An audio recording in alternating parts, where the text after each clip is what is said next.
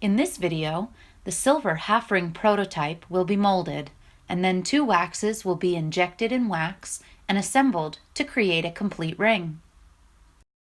To make a mold, first a layer of fresh, uncured rubber is laid into a metal frame.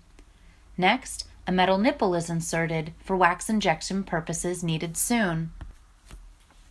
Then, the half ring is set into the frame, keeping in mind which direction the wax will flow for the sake of orientation, and then filling in the remaining space with rubber.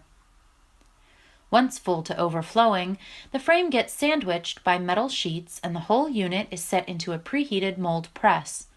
The press gets tightened and bakes for about 15 minutes before the mold is taken out of the press and cooled in water. The newly vulcanized mold is removed from the metal frame.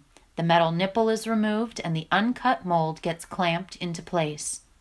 From here, an X-Acto blade is used to cut the mold in half, beginning at the front and working around the prototype and cutting random ridges within the rubber to ensure a tight fit when fitting the 2 sides back together. Wax inlets and air vents are cut into the mold to allow for the wax to flow. Then, the excess rubber gets removed from the outside, and the mold is now ready to use. To inject a wax with our mold, it gets sandwiched between metal plates again, and pressed into the wax injector, injecting liquid wax into the negative cavity within our mold. The wax cools quickly within the mold and gets removed, leaving us a wax half-ring replica of our silver prototype. With 2 waxes in hand, it's time to assemble them. To begin, waxes are held to the mandrel and then tacked together. Next, the aqua is seated in the wax, secured by hot tooling around the corners, and then the cleanup process begins. First, the ends are addressed, looking for irregularities and voids. Then, the bottom of the ring gets touched up and smoothed out, followed by the stylized prongs, where extra wax is added so that when it's cast, there's plenty of metal to work with during the stone setting process.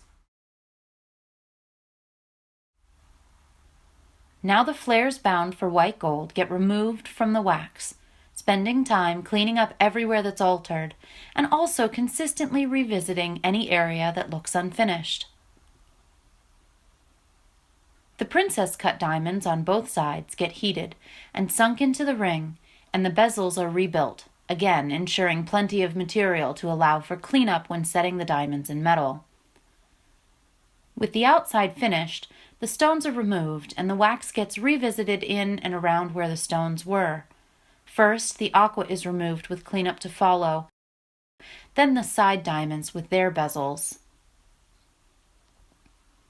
Last to be hot tooled is the inside of the ring, making sure any ripples or voids are smooth before casting into metal.